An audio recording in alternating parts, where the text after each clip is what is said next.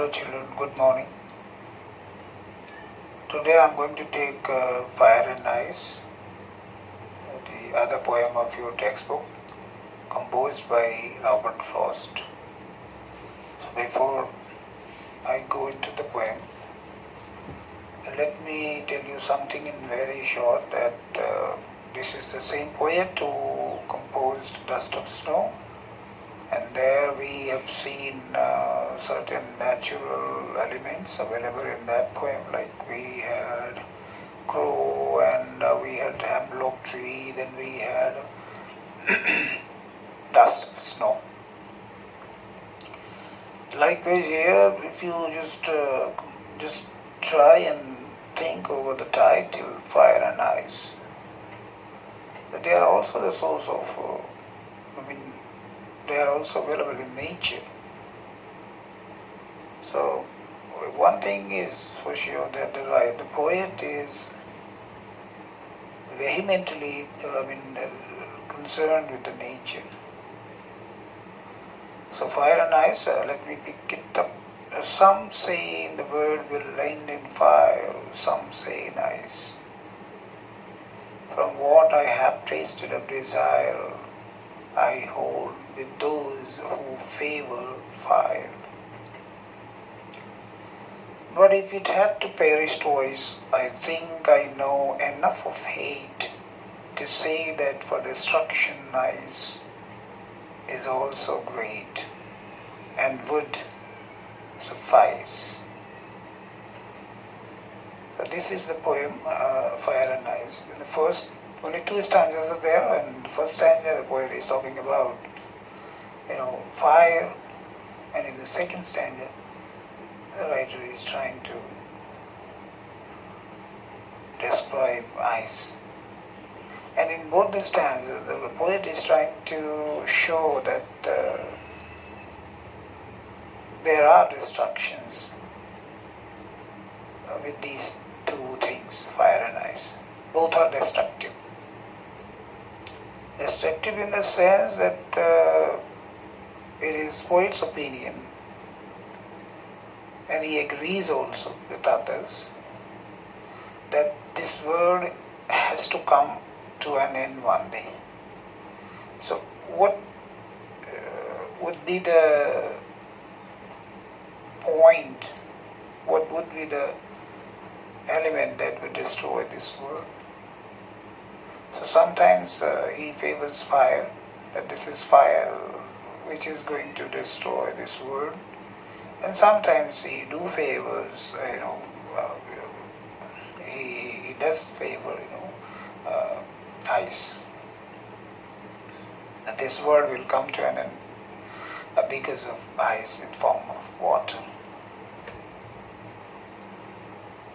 So let me tell you the central idea of the poem, that these are the predictions actually, if you consider them. The poet is trying to predict that this world is going to come to an end either with fire or with ice.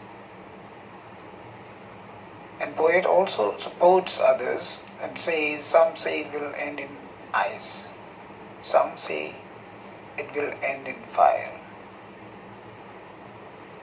So the poet is trying to equate these two things, both fire and ice, with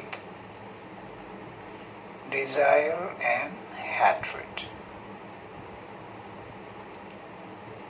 Both are negative elements, and they destroy a person if the person is having both the things in his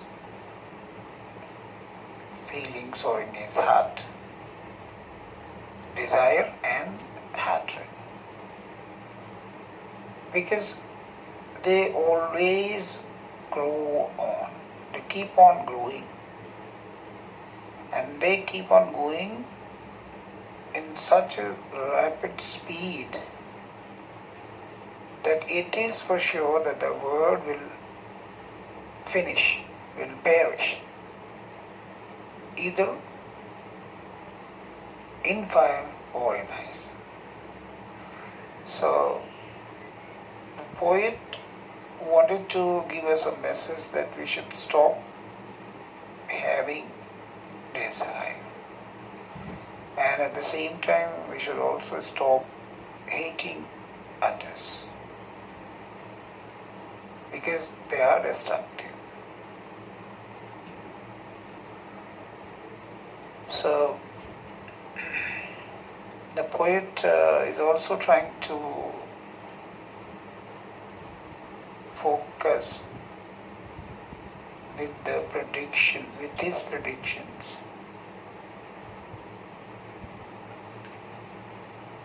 I mean, though it's a poem, but then it's a prediction, It is a prediction. It is something that is being foretold.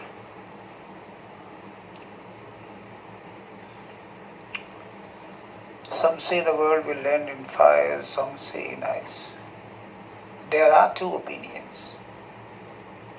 One that favors fire, and the other that favors ice. And what the writer has tasted, when he says, from what I have tasted of desire, means immediately the poet is trying to equate fire with the desire. It is not a fire, but actually it is desire of human beings. As because it's a human nature that we just keep on desiring things, owning things all the time. And that is very, and this is more destructive according to the poet.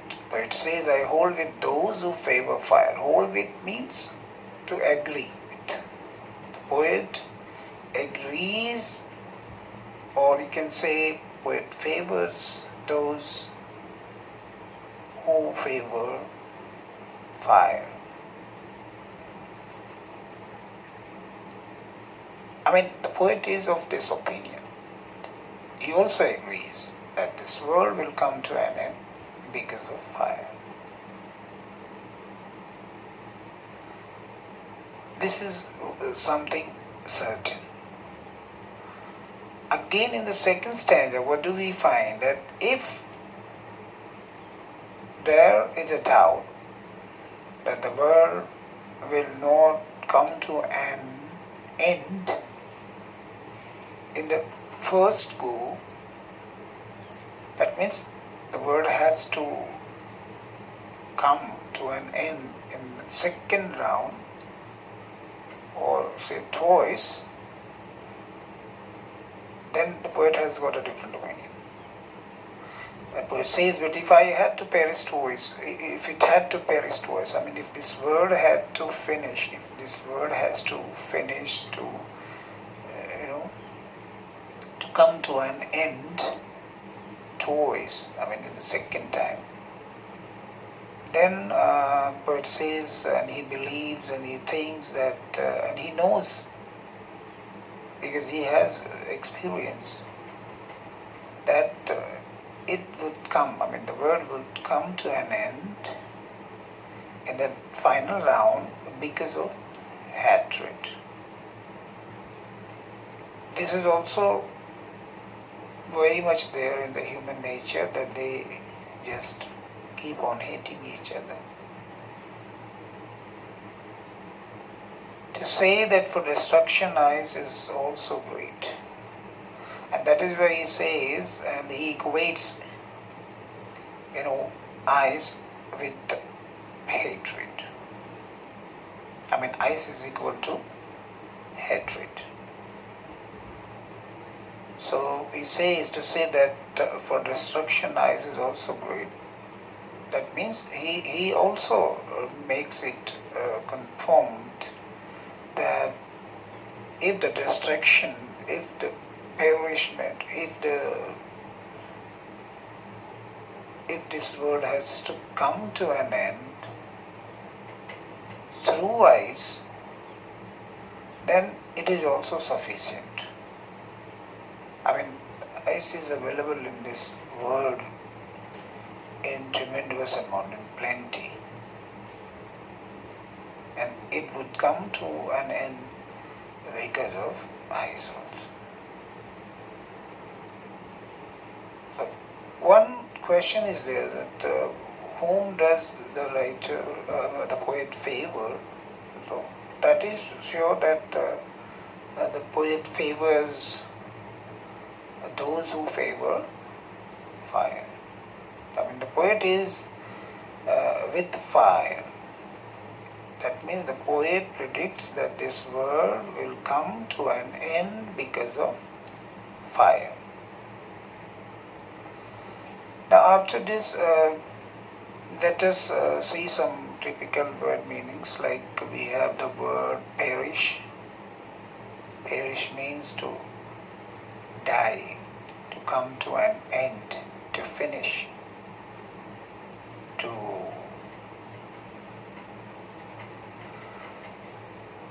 become totally destroyed. And then another word is there, suffice. Suffice means sufficient, apt, aptness. I mean, the availability of anything, if it is apt, that is suffice. I mean, sufficient amount of anything, suffice. And this has been created by the poet itself to make it rhyme with eyes, suffice. Now after this, I will take the first paragraph, first extract for comprehension for you people, and you can note down the question so that you can answer in your fair copy. What is the prediction people about how the world will come to an end? I mean, this was people's prediction. It was simply favoring that. He was trying to equate those elements which are going to destroy the world, like fire. It equates fire with desire. And likewise, for ice, he says it is hatred that will destroy this world. So question number one is, what is the predictions of the people about how the world will come to an end? Very simple answer should be there. Some people say that it will come to end in fire, while others say it will come to an end in ice. But these are the two, things which are going to perish this world. And then another question that I've got for you, that is, explain what I have tasted of desire means. Where it says in the very first stanza, in the third line, it says, from what I have tasted of desire. What I have tasted of desire. What does it mean? So this is what I wanted to know. For a ready-made answer, I can say that yes, what the poet is experienced one. He does have experience, and he knows that on the basis of his experiences, he says that people are always trying to fulfill their desire. That means poet himself has gone through with this this reality of owning things, desiring for things, or fulfilling desires. This is what he says, I have tasted of desire. That means it is available there in everybody's feelings, everybody's mind. Means everybody is desirous. Everybody wants to desires for something, or everybody is trying to fulfill that desire. So it is available there. And the third question is, who does he support? The poet supports those who say that the world will end in fire. Obviously, stanza number 1 clearly tells us that poet also favors those who favor fire. In short, the poet is of the opinion that this world will come to end in fire. So these were the 2-3 questions that I've chosen for you, and as far as critical appreciation or the poetic devices are concerned, we can go for it tomorrow. So with this, I would like to stop today and we'll continue